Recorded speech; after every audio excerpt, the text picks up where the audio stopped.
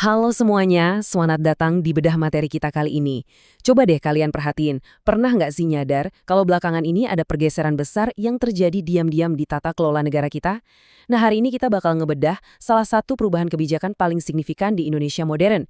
Kita bakal ngeliat gimana respons negara terhadap sebuah krisis global ternyata bisa berujung pada perubahan yang luar biasa besar di ranah sipil. Pernah kepikiran nggak, urusan perut atau ketahanan pangan itu sebenarnya murni masalah pertanian biasa atau justru udah masuk ke ranah pertahanan nasional? Ini bukan cuma sekedar pertanyaan filosofis loh. Jawaban dari pertanyaan inilah yang pada akhirnya bakal ngebentuk gimana negara kita mengelola sumber daya, ngerancang birokrasi, dan menempatkan aparat keamanannya di masa sekarang. Oke, biar nggak bingung, ini ya peta jalan ulasan kita hari ini. Kita bakal mulai dari krisis pangan dan strategi negara, lanjut ke konsep sekuritisasi pangan, realitas di lapangan, kontroversi soal komponen cadangan, ekspansi militer di sektor sipil, sampai terakhir ke ancaman bayang-bayang kembalinya dwi fungsi. Yuk, langsung aja kita mulai. Masuk ke bagian pertama, krisis pangan dan strategi negara. Nah, semuanya ini sebenarnya berawal dari satu momen di mana dunia seakan berhenti berputar karena pandemi COVID-19. Momen itu benar-benar jadi katalis utama dari kebijakan yang bakal kita bahas ini. 800 juta jiwa. Gila ya angkanya. Bayangin, di tahun 2020 ada sebanyak itu manusia di seluruh dunia yang terancam kelaparan kronis gara-gara rantai pasok global berantakan. Nah, ngadepin potensi krisis ngeri kayak gini, pemerintah Indonesia nggak mau ambil pusing dan langsung gerak cepat ngeluncurin food estate atau lumbung pangan nasional. Ini dijadiin proyek strategis nasional buat ngamanin pasokan makanan di dalam negeri. Sebagai respons atas ancaman tadi, di bulan September 2020 muncul sebuah keputusan yang bisa dibilang nggak terbayangkan sebelumnya sejak era reformasi. Daripada ngandelin Kementerian Pertanian seperti biasanya, pemerintah justru menunjuk Kementerian Pertahanan sebagai leading sektor buat urusan lumbung pangan nasional ini. Jadi urusan perut rakyat tiba-tiba resmi jadi bagian integral dari pertahanan nasional kita. Hal ini ngebawa kita ke bagian kedua, konsep sekuritisasi pangan. Kira-kira, gimana sih kacamata akademik menjelaskan langkah drastis dari pemerintah ini? Jadi, ada peneliti yang nyebut fenomena ini sebagai kontrol sipil pragmatis. Gampangnya gini deh, pas lagi krisis kayak pandemi kemarin, pemerintah itu ngelihat birokrasi sipil seringkali terlalu lambat. Terus solusinya apa? Mereka seolah-olah meminjam rantai komando militer yang cepat, hierarkis, dan efisien banget. Ibaratnya kayak pakai jalan tol buat mengeksekusi kebijakan darurat.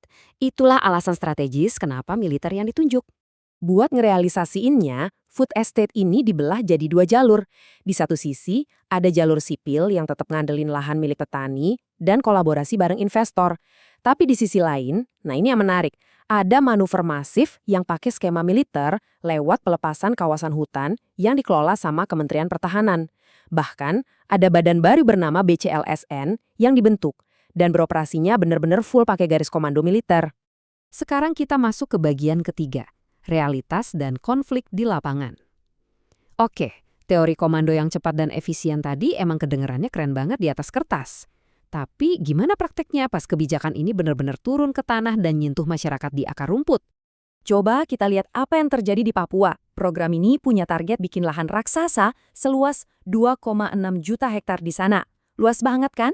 Masalahnya, pendekatan top-down alias dari pusat ke daerah ini langsung nabrak lentana ulayat milik masyarakat lokal. Pesan penolakan mereka itu lantang dan jelas banget. Papua bukan tanah kosong. Dan dampaknya tuh bukan cuma urusan sosial aja loh, tapi ngerempet ke ekologis. Di Gunung Mas, Kalimantan Tengah, contohnya, teman-teman masyarakat adat Dayak di sana tiba-tiba kehilangan akses ke hutan yang selama ini jadi apotek hidup dan sumber tradisi mereka. Hutannya ditebang super cepat demi ngejar target efisiensi negara yang sayangnya seringkali ngabain proses musyawarah. Kelompok masyarakat sipil tentu nggak tinggal diam. Mereka nyatet banyak banget temuan penting. Mulai dari hak ulayat yang hilang sampai degradasi lingkungan. Dan kalian tahu apa yang bikin tambah kaget? Ternyata Badan Pemeriksa Keuangan atau BPK itu pernah ngasih rapor merah buat proyek cetak sawah militer yang mirip-mirip kayak gini di periode 2015 sampai 2019. Jadi ada kekhawatiran besar kalau pola kegagalan yang sama ini lagi dibiarin terulang kembali. Kita lanjut ke bagian keempat, kontroversi penggunaan komponen cadangan. Pertanyaannya sekarang, siapa sih sebenarnya yang diterjunkan langsung sama negara ke lapangan buat proyek ini? 3103. Di bulan Oktober 2021, Presiden ngebentuk ribuan anggota komponen cadangan atau Komcad. Mereka ini sebenarnya warga sipil biasa yang dikasih pelatihan dasar militer. Tapi anehnya, mereka malah ditugasin ke lapangan buat jaga lahan dan lakuin land clearing proyek pertanian. Jelas banget kan kelihatan ada jarak antara pelatihan tempur yang mereka dapat sama ilmu agrikultur yang dibutuhin. Makanya, tokoh masyarakat adat Merauke, Bapak Johannes Glubagebse, sampai nyuarain ketakutan yang benar-benar nyata dari bawah. Menurut beliau, ngirim elemen berlatar pelatihan militer ke proyek sipil itu bawa risiko gede banget. Ada potensi nyata hal itu bisa berujung intimidasi ke sesama warga dan akhirnya memicu konflik horizontal yang sangat bahaya di tengah masyarakat. Masuk ke bagian kelima, ekspansi militer di sektor sipil. Nah, kalau kalian mikir fenomena ini cuma berhenti di urusan singkong dan padi, alias pertanian aja, wah, kalian salah besar. Bisa dibilang ekspansinya tuh jauh meluas kemana-mana.